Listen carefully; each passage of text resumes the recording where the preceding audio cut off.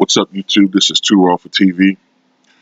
Before I get into this video, I always want to remind you guys, if you want to show love to this channel, if you want to donate to this channel, you can do so in the links provided in the description box if you choose to. Now, I'll give a shout out to Ticket TV for a video I just saw that he did. And he was talking about Skip Bayless. And I agree with him 100% about Skip Bayless, man. You guys saw the video I did earlier. I was looking at First Take, and I'm just thoroughly disgusted with this guy, man. Like to a point where I no longer take him seriously at all. You know what I'm saying? Like I don't. I remember when I first saw him and he was, doing his shtick with LeBron. It seemed a little bit more playful back then, less mean spirited. I just took it as, well, he's going to be critical of LeBron James until he wins a championship. But the thing I noticed is that after LeBron James won a championship, he still would keep going on with this narrative about LeBron being not a closer. I think he's always also insinuated LeBron James is kind of soft. He can't make free throws. He wilts under pressure, blah, blah, blah, blah, blah. He doesn't make people around him better, even though that's kind of the mantra that people put out there in media. Now that one I kind of agree with him to an extent, but still, he's mean-spirited, man. But he's taking it on a whole nother level when it comes to Kawhi Leonard. It's on an entirely different level of hate when it comes to Kawhi Leonard. You know what I'm saying? Just the fact that he doesn't even refer to this guy by his name, And like Ticket said, yeah, he calls him number two.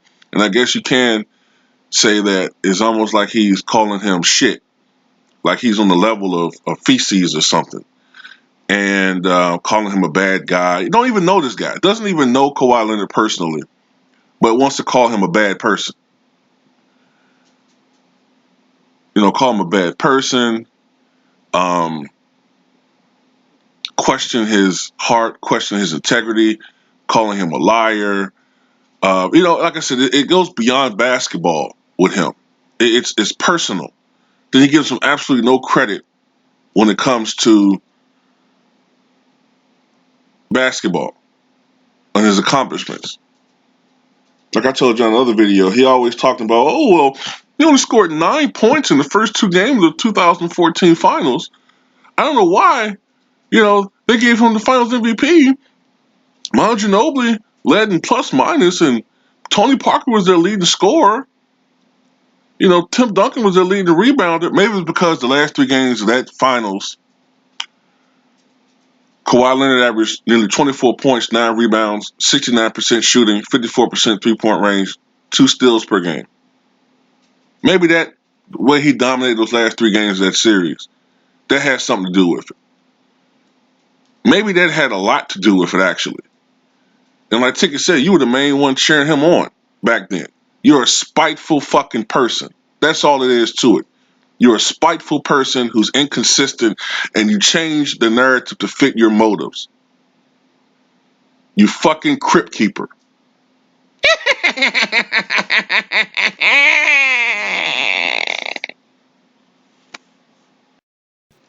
Now, another thing that kills me about what he was talking about today is he was trying to talk about how Fred VanVleet should have won MVP, how Kyle Lowry should have won MVP. And basically with that, he's playing into how people remember the most recent production or performance. Because they both had really good games. But we've also remembered that Kyle Lowry has had some bad games, even in his finals. Some pretty bad games. And there have been some games where Fred VanVleet didn't do anything for the first 3 quarters of a game.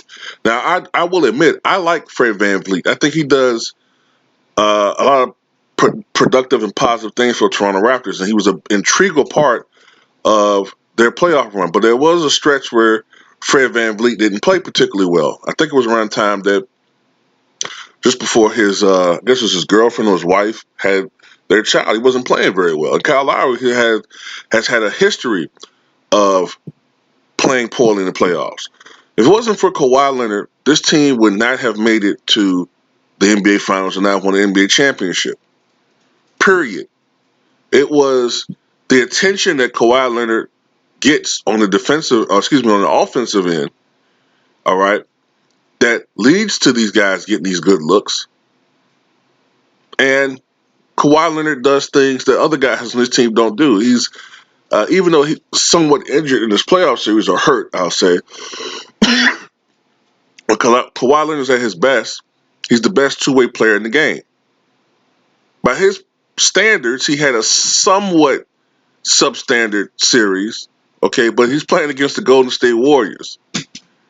And his production merited him winning the Finals MVP.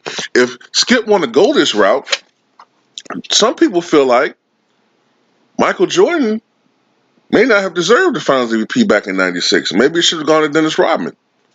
If it wasn't for Dennis Rodman, the Bulls wouldn't have won 2 of those games. Definitely game 2, if I remember correctly, I think game 2, Rodman tied an NBA record at the time with 11 offensive rebounds.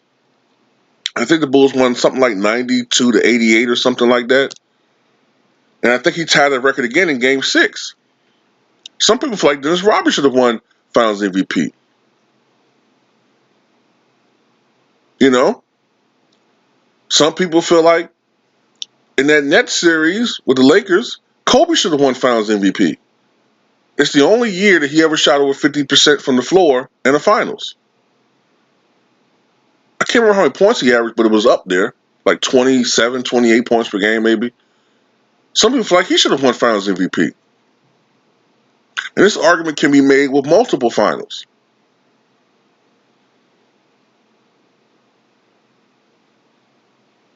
Some people, and this is where Skip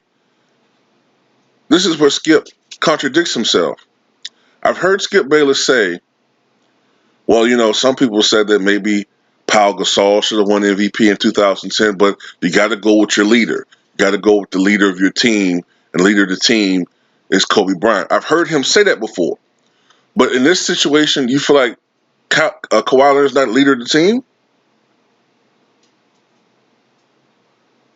And, you know, it has to be said, too, about Skip Bayless, man, that I can't say it definitively, but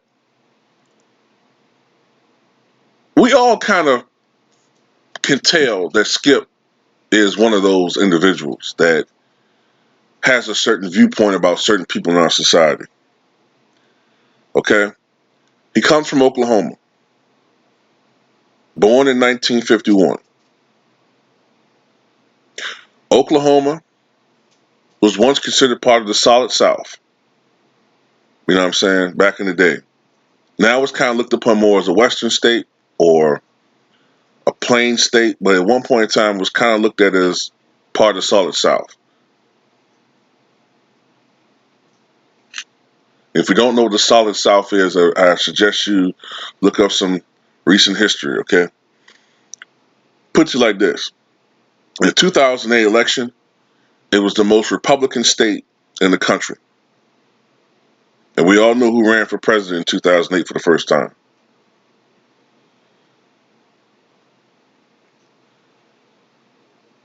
Like I said, I can't prove it about this guy, but I get that feeling. I know one when I see one over a period of time. They can hide it all they want to. He can mask it with, you know, associating with certain people.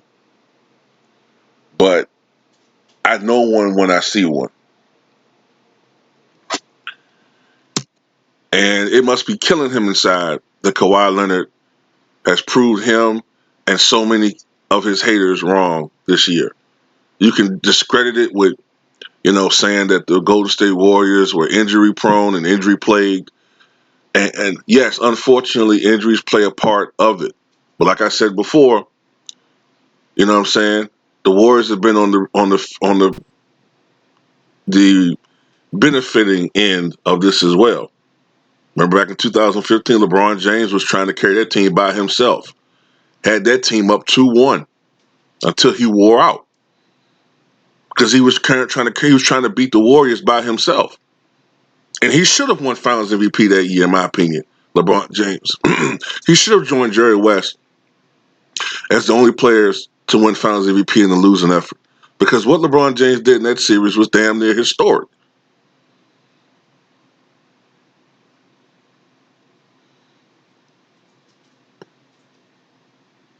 But injuries play a role, man. Injuries have always played a role in series throughout the history of the NBA.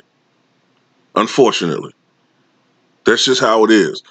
There have been teams that were primed to make a great playoff run or a title run, and injuries got in the way. Unfortunately, it happens. Now, I can't recall a team having this level of, uh, injury issues this close together, but it does happen. You know what I'm saying? Um, but at the end of the day, man, Skip Bayless is a troll. He shouldn't be taken seriously. And that's it, man. Forget this dude.